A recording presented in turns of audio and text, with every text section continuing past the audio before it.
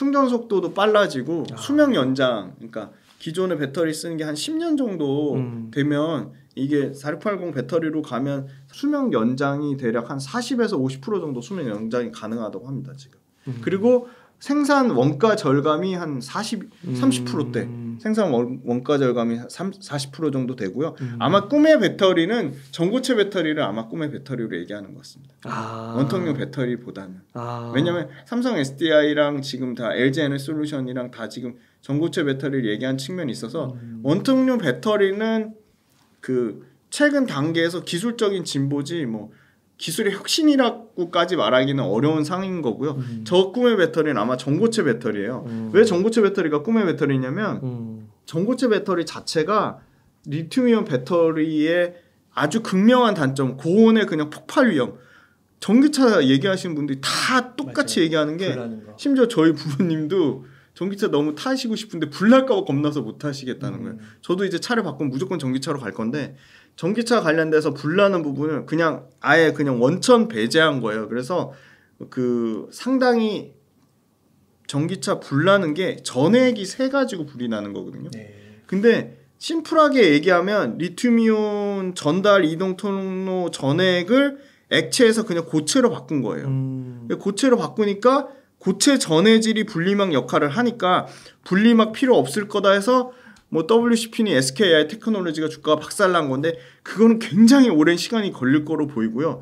전고체를 쓰면 당연히 구조적으로 배터리가 엄청 단단해져가지고 화재 위험 자체가 안 생기는 거예요. 전해액이 새가지고 액체 전해액이 새가지고 화재가 생겼는데 액체 전해액 자체가 없어지는 거니까 전고체 배터리를 꿈의 배터리라고 할 수 있는 거고요. 화재 자체가 없어지는 거니까. 그리고 두 번째는 기본적으로 음극재 중에 고체 전해질 쓰면 음극재 중에 용량이 커서 불안정한 음극재를 아예 안 쓰기 때문에 양극재를 훨씬 더 많이 쓸 수 있는 거죠. 양극재 초집중하는 거. 그래서 양극재 초집중해서 기존의 그 내연기관차처럼 주행거리를 그냥 지금 막 전기차 500km, 600km 나면 막 엄청나게 초고성 전기차처럼 얘기하는데 이게 전고체 배터리로 가면 기본 세팅 출력이 주행거리 기준으로 900에서 1000이거든요. 그럼 그냥 내연기관차랑 똑같은 거죠. 내연기관차랑 똑같은 거고. 그리고 전해질 소재 자체도 아까 말씀드린 고체로 가면 상당 부분 안정성이 그냥 확보가 되는 거죠. 고체 전해질로 갈 경우에는 분리막이 전해의 역할을 대신하니까 전해의 누수가 셀 확률도 없는 거고요. 그리고 두 번째는 음극재로 리튬 금속을 사용할 가능성이 높아졌거든요. 그럼 리튬 금속 사용하면 그 덴드라이트 현상이 있거든요. 이 나뭇가지 모양으로 응집돼 가지고 그게 성능이나 효율도 떨어지고 안정성까지 떨어지는 거거든요. 그래서 그 열폭주, 그러니까 엔지니어들이 가장 두려워하는 거는 열폭주인데 열폭주가 결국 그 화재 말하는 거예요. 배터리 타는 건데 열폭주의 원인이 그 덴드라이트예요. 근데 고체 전해질로 가면 이 리튬 금속 쓰는 것 때문에 열폭주 형상의 전 단계에 덴드라이트가 없어져요.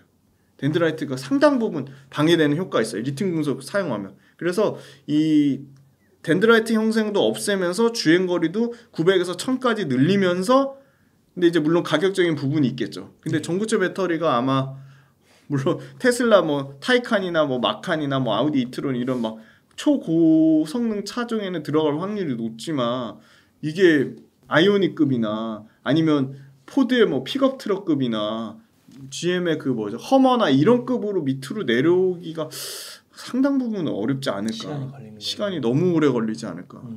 그래서 정부에서 어제 기사 나온 거는 전고체 배터리 적극적으로 개발해라.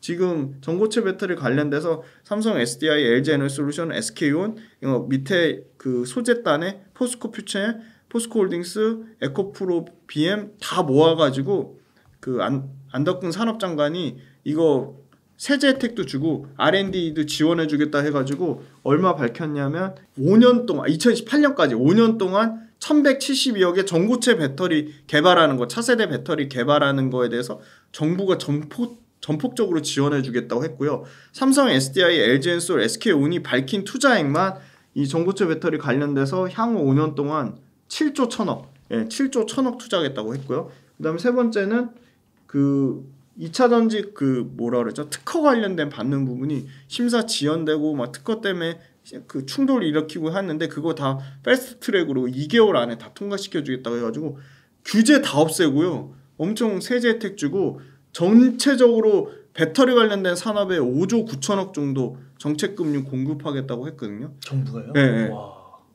인센티브 주고 실적 나오면 추가 인센티브 주고 그래서 정부가 이 차세대 배터리 개발하는데 굉장히 관심을 갖고 있고 실제 배터리사들도 직접적으로 투자하면서 개발하니까 도요타보다 빨리 나올 수는 있을 것 같은데 문제는 가격이고 그게 얼마나 양산돼서 수율이 올라올까?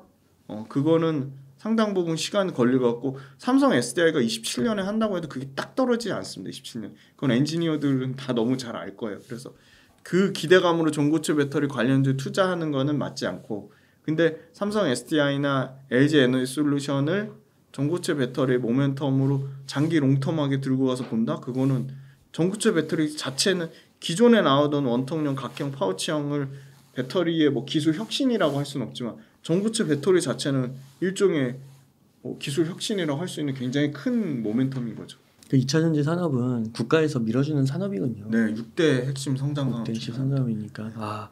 중국의 뭐 그런 기술 여기에 뭐 비교했을 때 우리나라가 결국은 승리할 수 있을까요? 네, 그거 그 배터리 회사 대표님들이 다 밝혔잖아요.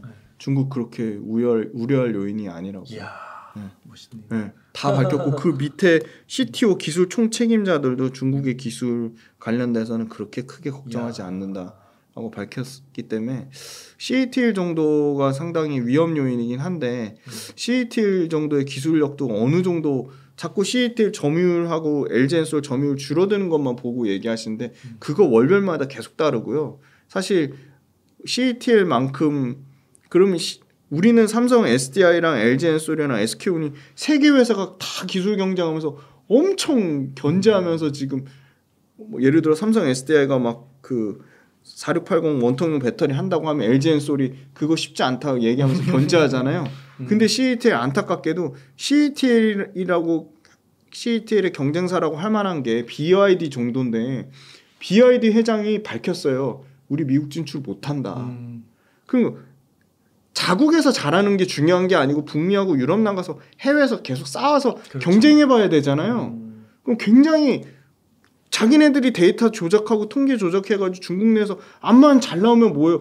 유럽 가서 수율 안 나와서 뻥 나오고 미국 가서 생산 불량 나오고 그러면 말짱 도루묵이잖아요.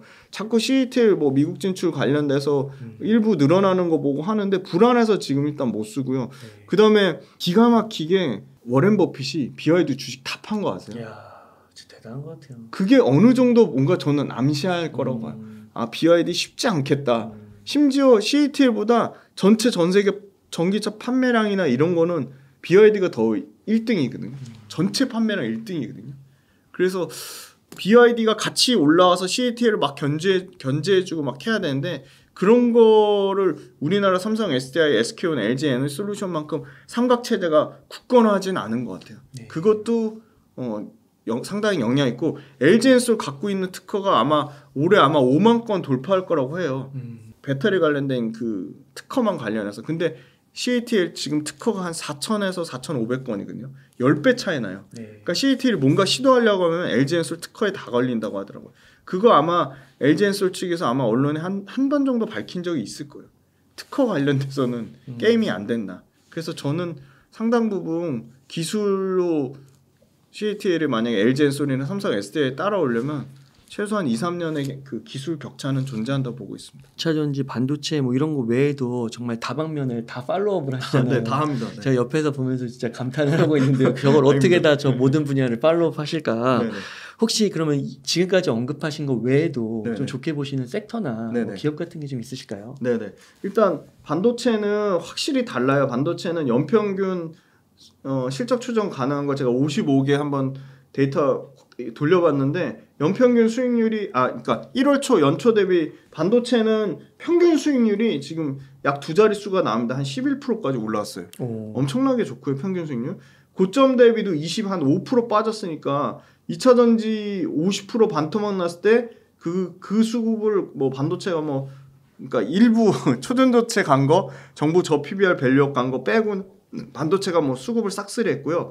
AI 관련돼서 저는 이제 엔비디아 독식하는데 인텔 파운드리하고 삼성전자 파운드리로 조금 양분되지 않을까. 지금 고객사는 그 TSMC 거 물량만 기다리기엔 좀 상당히 좀 짜증나는 상황이긴 하거든요, 사실. 그래서 삼성 파운드리랑 인텔 파운드리에 기회가 있다고 보고, 심지어 삼성 파운드리에 일본 1등 그 AI 반도체 설계 업체가 프리퍼드 네트워크스라는 데가 실제 삼성 파운드리에 그 TSMC 갔던 물량을 빼서 삼성을 줬거든요.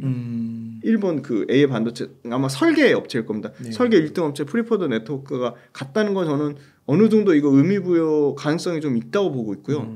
하이닉스가 지금 소위 말하는 HBM 반도체 싹쓸이해서 올해 엄청나게 이미 다 팔았고 엔비디아가 선수금까지 주면서 팔았다고 하는데 내년 물량을 이제 한번 봐야 되고요. 네. 아마 HBM 관련된 본격 공장은 내년이 되지 않을까.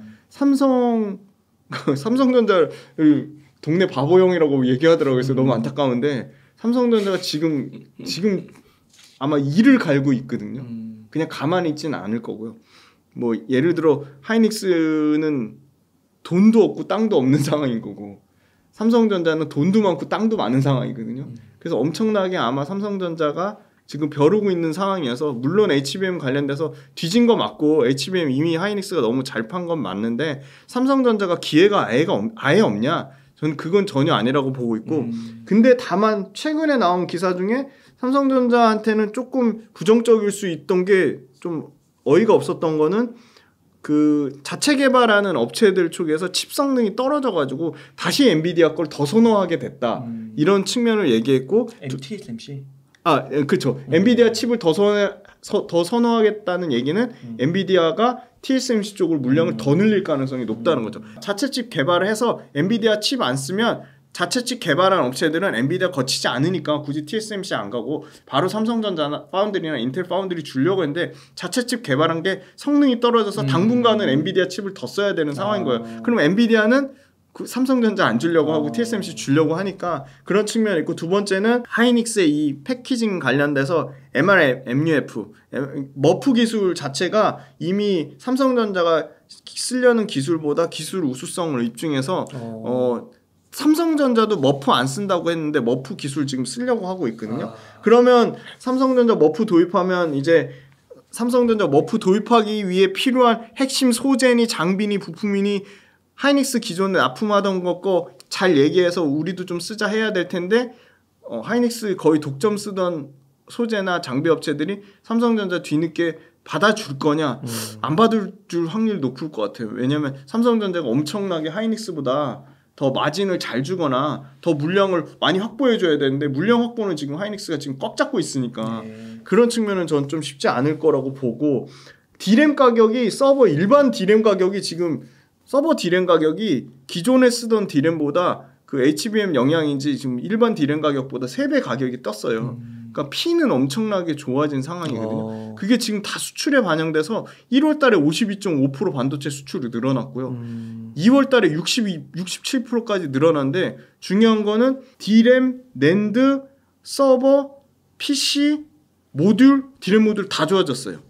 그러니까 수출 데이터가 이렇게 다 좋아졌다는 거는 당분간 추세적으로 이어질 가능성이 높기 때문에 와 전체적으로 다 좋은데 그러면 왜 못 갈까? 근데 저는 그럼에도 불구하고 삼성전자 밸류체인을 보는 게 확률적으로 하이닉스 밸류체인보다 더 앞으로 상승률 측면에서 조금 낫다. 더 낫다. 틀릴 수 있는데. 네, SK하이닉스 많이 오르긴 했잖아요. 네. 그래서 하이닉스 삼성전자 직접 투자하는 것보다는 당연히 소부장 투자하는 게 맞고 그럼 소부장 투자하는 것 중에 어디를 봐야 될까? 장비를 봐야 될까? 소재를 봐야 될까? 부품을 봐야 될까?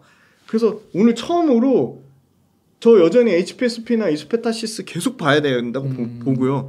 HPSP나 이수페타시스나 뭐 한미반도체나 뭐 이런 회사들이 계속 뭐 가온칩스나 이런 회사들이 계속 주도주로 갈 건데 와 그럼 지금 딱 시점에서 밸류에이션 매력적이면서 뭔가 이 패키징 후공정이 계속 중요하다 하니까 삼성전자 하이닉스 계속 후공정 싸움 하니까 그럼 후공정 단에서 그러면은 좋아질 회사가 뭐가 있을까 봤더니 최근에 눈에 딱 들어오는 회사가 있었어요. 박살난 회사. 35% 이상 빠진 회사. 1월달 대비. 근데 나름 또 대기업이에요. 두산 테스나입니다. 이 회사가요 너무 속상하게 또 빠져야 되는데 오늘 또 이거 준비하는 시점에 뭐 5% 넘게 올랐고 오늘도 플러스인데 근데 그래도 부담 없습니다. 자 일단 국민연금이 8.4% 들고 있는 상당히 우량한 회사고요. 두 번째는 박정원 두산 회장이 2022년부터 27년까지 1조 넘게 반도체에 계속 투자하겠다고 했고요. 당연히 그럼 그 수에는 온전히 두산 테스나가 다 받는 거고요. 두산 테스나는 뭐 LB 세미콘도 있고 SFA 반도체도 있지만 후공정 패키징 테스트 턴키로 하는 데서는 1등입니다. 패키징 테스트 1등이고요. 네. 두 번째는 삼성전자, 하이닉스 다 고객사로 갖고 있습니다. 와. 그다음 세 번째는 차량용 반도체 전문 후공정 전문 오사트 업체라고 하거든요. 네. 후공정 전문 업체. 근데 작년 4분기 때 실적이 살짝 꺾였는데 그 왜 꺾였냐 이유가 있었더라고요. 네. 차량용 반도체 이 회사의 문제가 아니라 고객사가 우리 공정 개선할 거니까 11월 달부터 1월 달까지 일시적으로 공장 잠깐 중단할게. 그래서 가동률이 급격하게 떨어진 거예요. 차량용 반도체에 들어가는 이미지 센서 쪽에. 근데 그게 이제 완전히 정상화가 벌써 2월 달부터 정상화가 된 거죠. 그럼 가동률이 급격하게 올라가면 Q가 드라마틱하게 좋아지는 거고요. 그다음에 두 번째는 모바일 쪽이 굉장히 부진했는데 지금 갤럭시 24 지금 잘 팔리는 거 아시죠? 네, 인기 많더라고요. 이번에 링도 잘 나왔고요. 네. 그래서 링 나왔나요? 네, 링 나왔어요. 그래서 그 삼성전자 갤럭시 폰 관련돼서는 작년보다는 올해 훨씬 실적이 좋아질 것 같아요. 그래서 모바일도 실적 좋아지고 그리고 최근 이것도 엄청 따끈한 기사예요.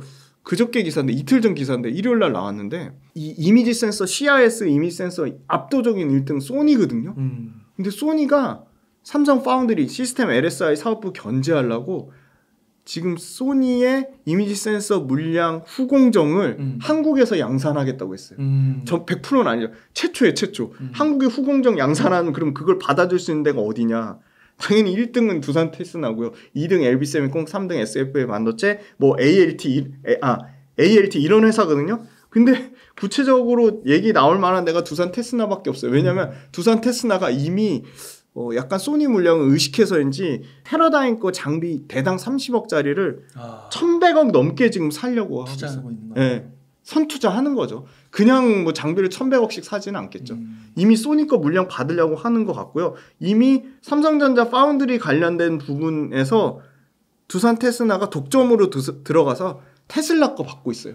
테슬라 거 테스트하고 있거든요. 근데 테슬라 이거 지금 장비 테러다이 거 사는 게 소니 플러스 테슬라 장기 공급 계약 받으려고 하는 것 같아요. 차량용 반도체 쪽. 그래서 소니 모멘텀도 있고 테슬라 모멘텀도 갖고 있고. 그리고 차량용 반도체 쪽은 가동률이 지금 완전 정상화됐습니다. 그래서 이 차량용 반도체랑 모바일 쪽 하면 그 센서 들어가는 판가 자체도 연평균 10%씩 인상해서 받으면서 가동률도 10%씩 올라가고 있고 그리고 두 번째는 차량용 반도체 지금 얘네가 공정 개선해가지고 테스트 시간을 30% 이상 늘렸다고 합니다. 시간 늘어난 것만큼 매출이 더 늘어나는 거거든요.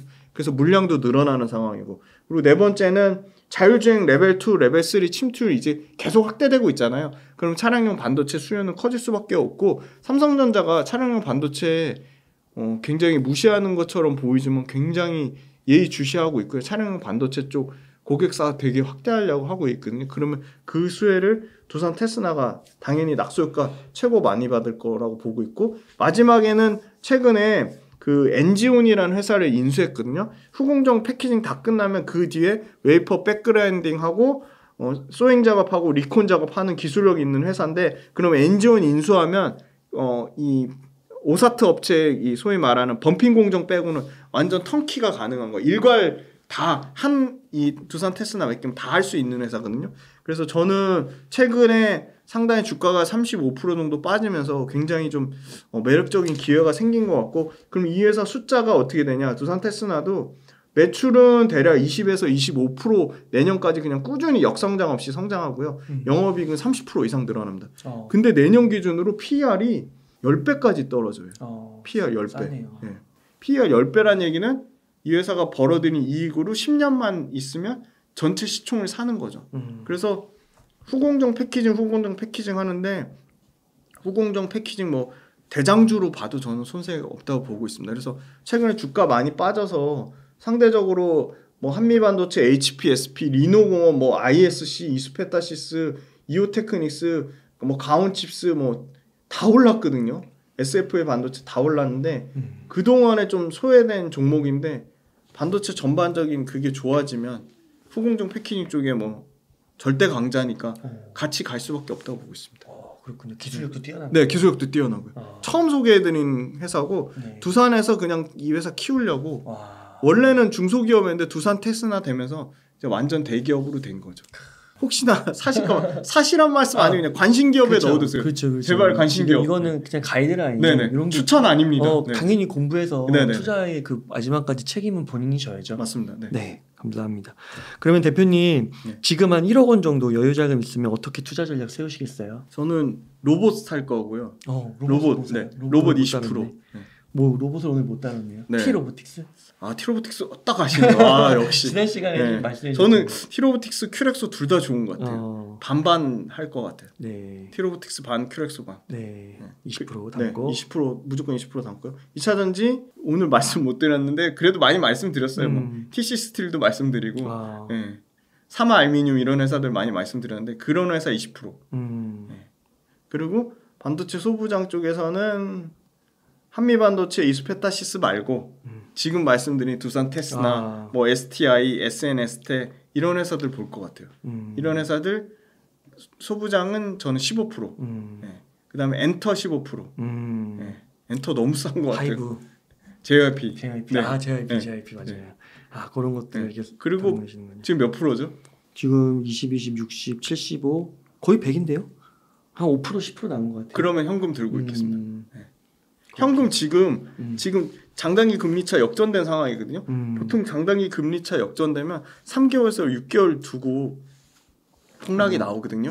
근데 그래서 잘 안 나와 안 되는 것 같아요. 근데 우리가 예상하지 못할 시기에 언제든 폭락이 나올 수 있으니까 항상 현금 20% 들고 계셨으면 좋겠어요. 감사합니다. 그래서 이렇게 로봇, 2차 전지, 반도체, 그다음에 엔터, 현금까지. 네, 현금까지. 이렇게 하면은 너무 좋은 것 같은데. 네, 골고루. 다 주도주인데 엔터만 지금 주도주가 아닌 상황인데 엔터도 지금 다시 이제 반등 좀 나오는 것 같아서. JYP. 네, 감사합니다. 그러면 저희 웅대책방 시청자분들을 위한 한 말씀과 또 그 지금 운영하고 있으신 강의, 그거 지금 모집하고 있으신가요? 네. 그것도 한번 얘기해 주시면 좋겠습니다. 너무 감사합니다. 그거 말 안 해주셔도 얘기하려고 했는데 역시 센스가 장난 아니십니다. 일단 그 2차 전지 관련돼서 스트레스 받지 않으셨으면 좋겠고 2차 전지 관련돼서는 제가 그래도 웅달 책방 나와서 최소한 한 달에 2번은 계속 업데이트 해드리겠습니다. 다만 근데 너무 2차 전지 관련돼서 그 객관적이지 않고 좀 치우쳐서 소위 말하는 행복회로만 돌리시면 절대 수익을 내시기 어렵고 수요나 전기차 소비자 측면에서 선택받는 문제가 제일 중요하다고 보고 있기 때문에 다행히 리튬 가격 반등 나오고 있지만 그 부분도 추세적으로 지켜봐야 되고 그래서 전반적인 2차 전지 상황을 계속 보면서 완급 조절하시는 게 저는 필요할 거라고 보이고요. 내가 2차 전지 꽂혔으니까 뭐 다른 업종들은 투자 안 해 이렇게 하시면 절대 안 되고 그래서 포트폴리오 분산이 너무 중요한 것 같습니다. 그래서 업종별로 아무리 내가 이 업종에 꽂히더라도 대략 최고 많이 비중을 실으면 20에서 25% 정도 실는 게 좋을 것 같고요. 개인 투자자 입장에서는 한 4개에서 5개 업종에 분산 투자하시는 거가 아주 적절해 보입니다. 그래서 5개 업종도 다 구조적 성장하는 산업에 하시고요. 그리고 사실 때도 최소한 뭐 5번에서 많게는 10번 이상 쪼개서 저도 한 종목에 예를 들어 뭐 2, 3천 들어가도 무조건 뭐 15번, 20번 이상 쪼개서 사거든요. 떨어질 때마다 분할로 매수하시는 건데 야 떨어지는 날이 어딨어. 자세히 안 보셔서 그렇지 떨어지는 날 엄청 많습니다. 뭐 당일날 5% 이상 빠질 때도 있고 10% 이상 빠질 때도 있고요. 그럴 때는 용기 내서 항상 역발상의 관점으로 하시고요. 그리고 주식 투자하는 과정이 여러 가지 어려움도 있지만 새로운 사실을 알아가는 게 너무너무 재밌습니다. 그리고 새로운 사실을 알아간 거를 자녀분들하고 공유해서 얘기해 주시면 특히나 엔터 같은 경우는 지금 영상 보시는 분들보다 자녀분들이 훨씬 많이 아실 거예요. 요새 트렌드가 뭐고 요새 그 어디에 돈을 쓰는지 요새 MZ세대들이 어디에 돈을 쓰는지 소비나 돈의 흐름을 보시면 굉장히 투자하시는데 좋은 아이디어를 많이 얻으실 수 있고요. 두 번째는 대기업들이 주로 투자하는데 대기업들이 요새 엄청나게 로봇에 투자를 많이 합니다. 그러면 로봇 산업이 잘 될 수밖에 없는 거죠. 그래서 큰 흐름 보시고 그 안에 회사들의 실적이 어떤지 그거 체크해 보시고 과정 재밌게 하시고 오래오래 주식 투자로 살아남으시려면 긍정적이셨으면 좋겠습니다. 제발 꼭 긍정적이셨으면 좋겠고 그리고 주식 투자 생 기초 강의 진짜 열심히 찍고 있거든요. 완전 A부터 Z까지. 진짜 제가 옆에서 보는데 진짜 하루 종일 촬영하시는 네, 맞습니다. 하루 종일 촬영하고 있고 하루 종일 자료 준비하고 있습니다. 그러면 그 주식 강의 생 기초 강의 들으시면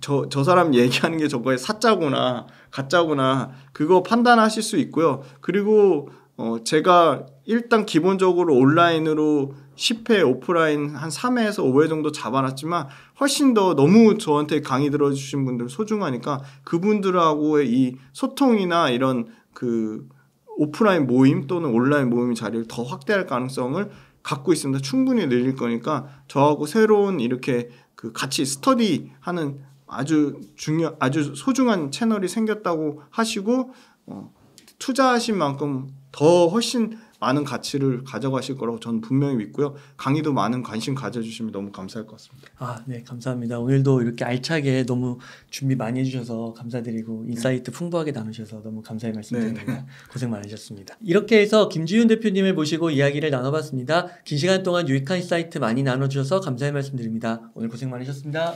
고생 많으셨습니다.